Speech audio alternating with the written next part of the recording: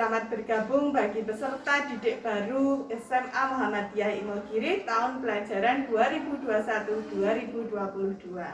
Saya Fitria Wulandari, mengampu mata pelajaran sosiologi. Dan saya Octavia Anggraini, mengampu mata pelajaran geografi. Di sini kami akan menyampaikan materi terkait UKS atau Usaha Kesehatan Sekolah, pencegahan COVID-19 dan PHBS atau perilaku hidup bersih dan sehat. Simak video berikut ini ya. Check it out.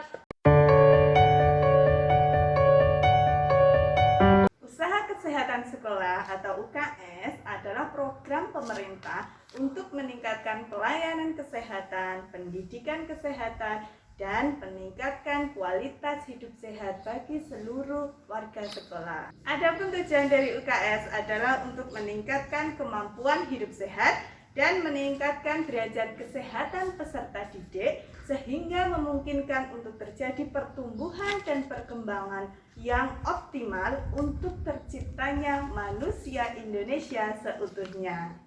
Kegiatan utama dari UKS itu disebut dengan trias UKS. Ada 3. Yang pertama pendidikan kesehatan, yang kedua pelayanan kesehatan, dan yang ketiga adalah pembinaan lingkungan sehat di sekolah. Sekolah kita tentunya juga punya UKS loh. Letaknya ada di sebelah timur dari ruang guru. UKS SMA Muhammadiyah Imogiri memfasilitasi pelayanan kesehatan bagi siswa di sekolah.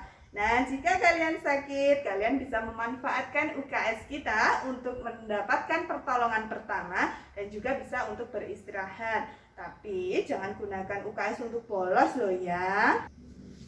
Selanjutnya, Bu Okta akan menyampaikan terkait bagaimana cara pencegahan virus COVID-19.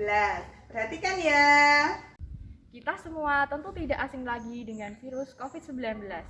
Jadi, apa itu virus COVID-19?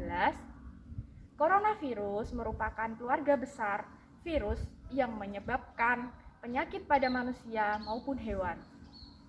Pada manusia, biasanya menginfeksi saluran pernafasan.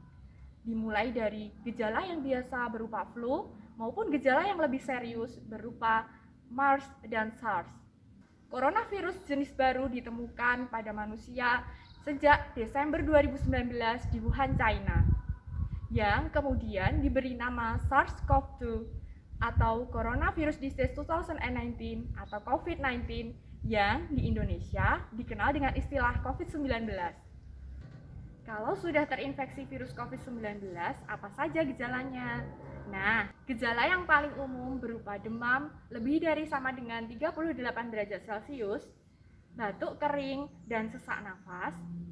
Gejala ringan berupa pilek, sakit tenggorokan, batuk dan demam. Sedangkan gejala berat adalah mengalami pneumonia atau bahkan sesak nafas. Orang-orang dengan kondisi medis yang sudah ada sebelumnya atau biasa disebut mempunyai penyakit komorbid seperti diabetes, tekanan darah tinggi, dan penyakit jantung lebih rentan untuk mengalami gejala yang berat. Kemudian, kapan dan bagaimana sih seseorang bisa terinfeksi virus COVID-19? Virus COVID-19 tersebar melalui tetesan atau droplet dari orang yang terinfeksi ketika orang tersebut mengalami batuk, bersin, atau berbicara. Droplet yang menempel pada permukaan benda tersebut kemudian disentuh oleh orang lain. Orang lain tersebut menyentuh mata, hidung, mulut, atau segitiga wajah tanpa mencuci tangan terlebih dahulu. Orang tersebut tentu saja bisa terinfeksi virus COVID-19. Kemudian cara yang kedua adalah seseorang yang tidak memakai masker, dia menghirup droplet yang berterbangan di udara. Untuk itu, kita harus selalu mencuci tangan dan memakai masker. Orang-orang yang tinggal atau bepergian ke daerah di mana virus tersebut bersirkulasi atau berada lebih rentan untuk terinfeksi virus COVID-19. Mereka yang terinfeksi adalah orang-orang yang dalam 14 hari sebelum muncul gejala melakukan perjalanan ke daerah tersebut. Atau bisa juga orang-orang yang melakukan kontak erat dengan tenaga medis, kerabat, atau keluarga dari orang yang sudah terinfeksi virus COVID-19. Untuk itu, kita harus selalu menjaga protokol kesehatan yang ketat agar tidak mudah untuk terinfeksi virus COVID-19. Apa saja cara agar kita bisa mencegah terjangkit virus COVID-19?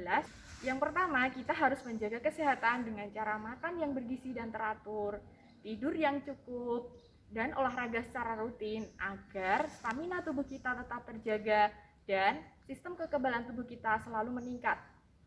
Yang kedua, kita harus rajin mencuci tangan dengan menggunakan sabun dan air mengalir atau menggunakan hand sanitizer berbasis alkohol.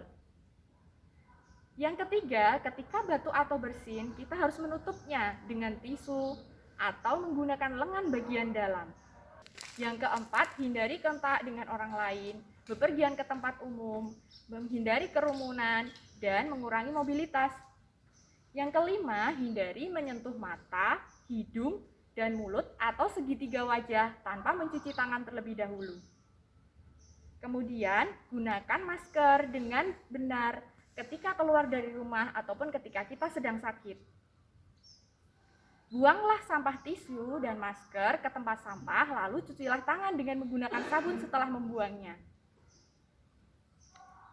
Selanjutnya, tundalah perjalanan keluar daerah atau ke daerah-daerah di mana virus tersebut bersirkulasi.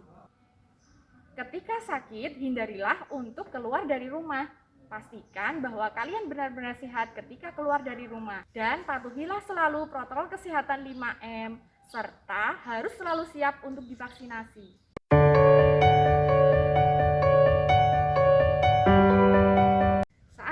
Sedang banyak orang-orang yang terinfeksi oleh virus COVID-19 varian jenis Delta. Nah, jadi apa sih varian jenis Delta dari virus COVID-19 itu? Virus COVID-19 varian jenis Delta atau B.1.617.2 adalah mutasi dari virus COVID-19 yang lebih menular. Karena varian ini mengurangi netralisasi oleh antibodi secara signifikan dan mengurangi efektivitas penggunaan obat, vaksin, dan diagnosis. Hal ini dibuktikan bahwa virus COVID-19 varian jenis Delta ini telah memicu kenaikan kasus positif di negara Inggris, juga memicu kenaikan kasus positif dan kasus kematian di negara India. Pencegahan diri dari terinfeksi COVID-19 varian jenis Delta ini adalah dengan menerapkan protokol kesehatan 5M secara ketat. Menurut beberapa studi, penggunaan double masking atau masker double dan program vaksinasi dapat mencegah terinfeksi virus COVID-19 varian jenis Delta. Jadi, kalian harus selalu menggunakan masker dimanapun kalian berada, terutama ketika berada di luar rumah. Dan jangan menyia-nyiakan kesempatan ketika ada kesempatan untuk mendapatkan vaksinasi. Marilah bersama-sama kita memutus rantai penularan virus COVID-19 ini dengan menerapkan protokol 5M. Yang pertama, kita harus selalu memakai masker. Kemudian yang kedua, kita harus selalu mencuci tangan menggunakan sabun dan air mengalir. Yang ketiga, kita harus menjaga jarak fisik dengan orang lain ketika berada di luar. Yang keempat, kita harus menghindari kerumunan. Yang kelima, kita harus membatasi mobilitas. Serta kita harus selalu siap untuk divaksinasi. Peserta didik semuanya, jangan lupa untuk selalu menerapkan perilaku hidup bersih dan sehat. Selanjutnya, Bu Fitria akan menjelaskan mengenai perilaku hidup bersih dan sehat atau PHBS. Silakan disimak. Perilaku hidup bersih dan sehat atau PHBS adalah sekumpulan perilaku yang dipraktekkan oleh peserta didik, guru, dan seluruh warga sekolah secara sadar dan mandiri sehingga mampu meningkatkan kesehatan dan mencegah penyakit demi mewujudkan lingkungan sehat. Adapun indikator yang dipakai untuk mengukur PHBS di sekolah adalah yang pertama, mencuci tangan dengan sabun di air mengalir.